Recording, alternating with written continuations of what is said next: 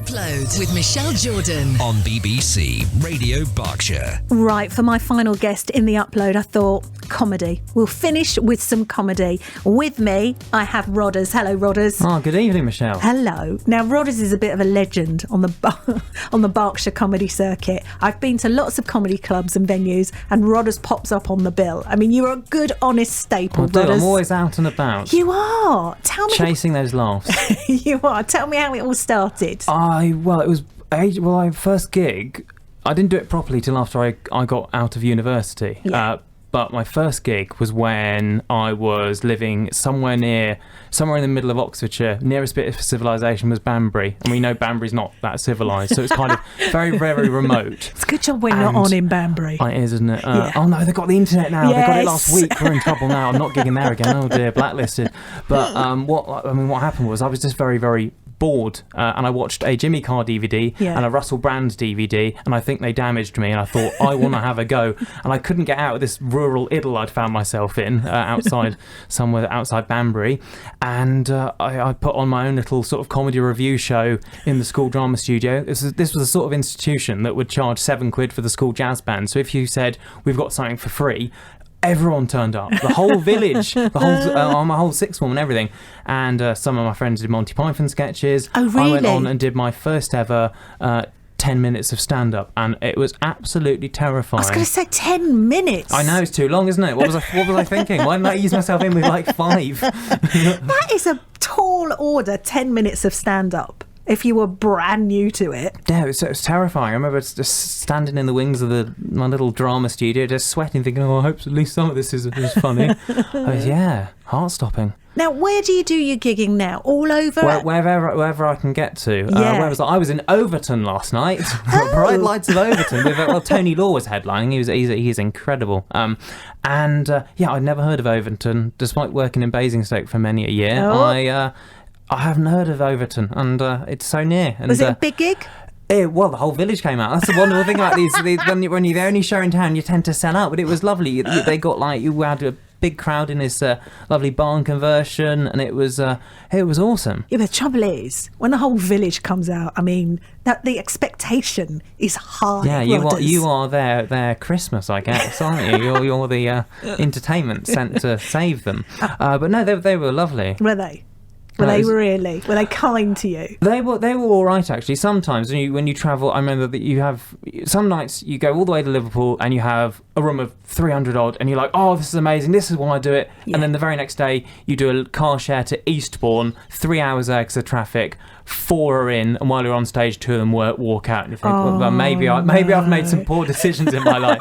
Life choices. Yes, every night can be so different, and just did you think, I'm getting the hang of this, something will go wrong and totally undermine your confidence. You're only 1 gig away from a good gig, and conversely, you're only 1 gig away from a very bad one, and it's just about riding the wave and not falling off it, not getting stung by jellyfish, metaphorically speaking.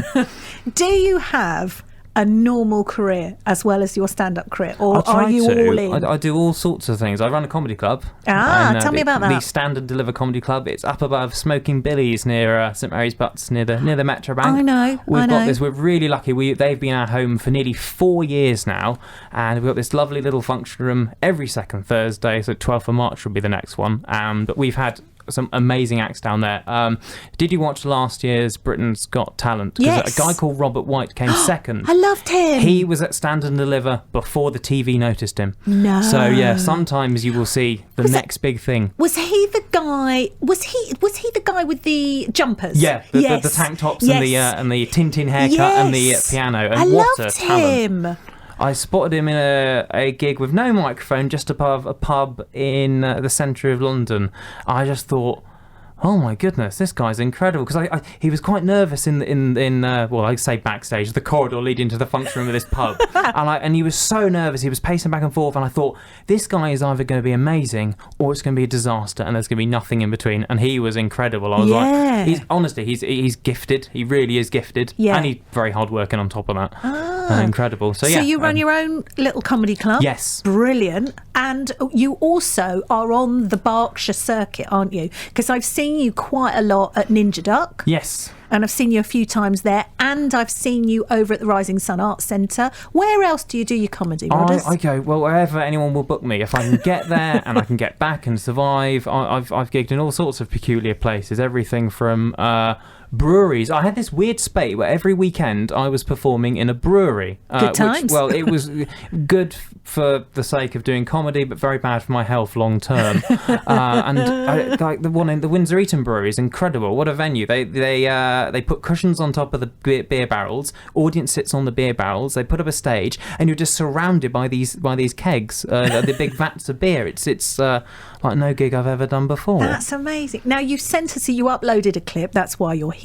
Would you like to introduce this clip? Yeah, this gig was from last year's Edinburgh Fringe Festival. That's when the comedy world is just deposited on that poor town, and all the locals flee, renting their flats out to the comics for extraordinary prices. And as it's Edinburgh, it's basically 24 hours a day almost comedy shows are going on, and this was my 4th gig of the day, and this was at 3 a.m. in a comedy club called the Monkey Barrel. Please welcome to the stage, Rhodders! Hello!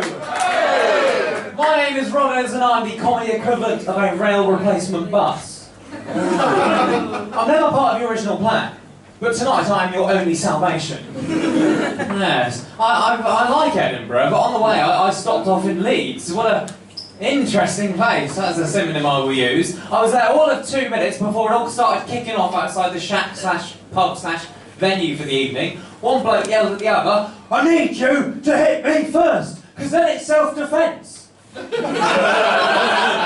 mean, the lap's completely right, that is how the law works. His opponent was too clever. He refused. So the first bloke just punched himself in the face. I'm really not sure who won that one. Probably society. I'd like to dedicate this set to my favourite entrepreneur, Benjamin Netanyahu. Founder of the Yahoo search engine.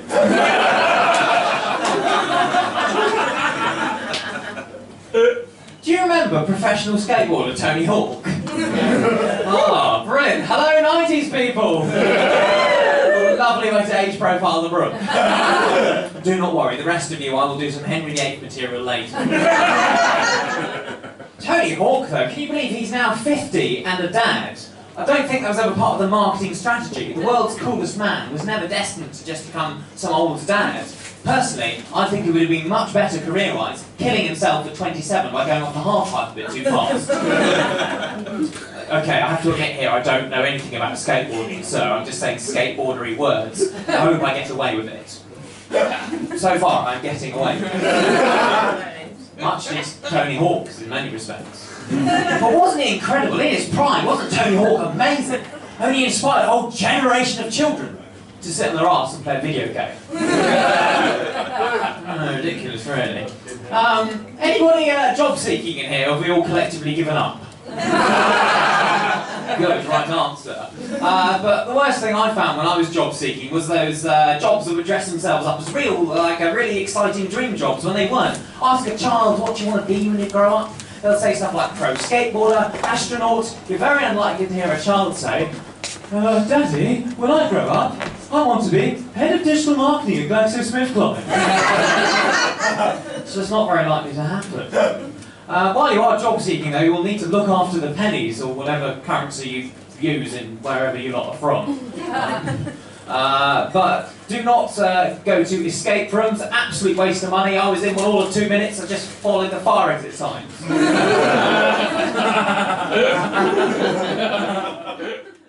We are in the last little section of the upload, and I've got comedy with Rhodders. Oh, hello. Hello. Yeah, I've been enjoying your show from the green room. Thank you, sir. I put my foot in it, though, with Tom, the jiu-jitsu champion. Why? Well, he's very, very modest, so I couldn't quite glean what he was here for, and I didn't see that he had his medal on his lap. So I said, "Oh, what are you here for?" He goes, "Oh, won a competition." I said, "Oh, on the radio? Well done. What do you win?" I was like, and I was, "Actually, I'm a jiu-jitsu champion. I was like, oh dear. I'm lucky I survived. You're lucky he didn't have you on the floor in a headlock. I put my foot in it. I'm very lucky he didn't put his foot through me. He's a very calm man. Yeah, thank goodness. Yeah, lucky for you. Now, we were just talking about comedy, and you know how sometimes when you've got mates and there's a funny one, or there's a couple of your mates and they think they're funny, and and they're like, oh, I probably could do a bit of stand-up. How would you tell anybody if they're thinking, yeah, do you know what, I might have a go? What would you suggest? You just got to go and do it, because it's never going to be quite as scary as you think it is, and your first gig is something just to get out the way, because it doesn't really matter. It's just a big sort of this milestone. Oh, good, and you write and you write and you prepare and you prepare, and then you go and you do it, and then you survive. If it goes awfully, you still survived. Maybe you'll decide never to do it again. Maybe you'll get the bug. Yeah. Normally, your second or third gig is the really awful one, because everyone's so supportive at your first gig, and gradually all your friends stop coming to your gigs because they're fed up of you. And it's normally the second one which is the difficult one, because there's no, all the goodwill's gone. Yeah. But I would say find an open mic, and I still get quite nervous. I used to be very, very nervous, and what I did to help with that, I would do my research about an open mic. I would go watch the gig, get to know the promoter, and then I'd come back and perform. So I already felt at home and safe in that room. And even now, I get to a gig early, and I'll just walk about on the stage, because I'm quite clumsy. I don't want to be falling over. I don't want to be a physical slapstick comedian if I can help it. But I do like to scope out the room before I get on stage. And do you think that so? Now that you do regular comedy, you're always going up to London and this, that and the other, and you're going all over the place. You've been to Edinburgh Fringe. Is this it for you? Do you think that the day job, you can give it up and you're doing it full time? I don't know. I'll try it, but I might starve. That's the problem. It's kind of peaks and troughs, isn't it? And I think it's such a crowded market, and also if you want to make money, there's much more sensible ways to do it. So I just think very short term. Can I make this joke work? Can I put a show together? Can I go and get booked by that promoter? Yeah. And it's such a lot of comedy. It's 99% admin and working out logistics. How do I get that train? Can I get that person to give me a lift, sorting out my diary? I mean, that part of it is very boring. So you've got to just enjoy the actual act of getting on stage, and it not just be a process. Otherwise, what's the point? It can be quite boring. So you've got to just love it.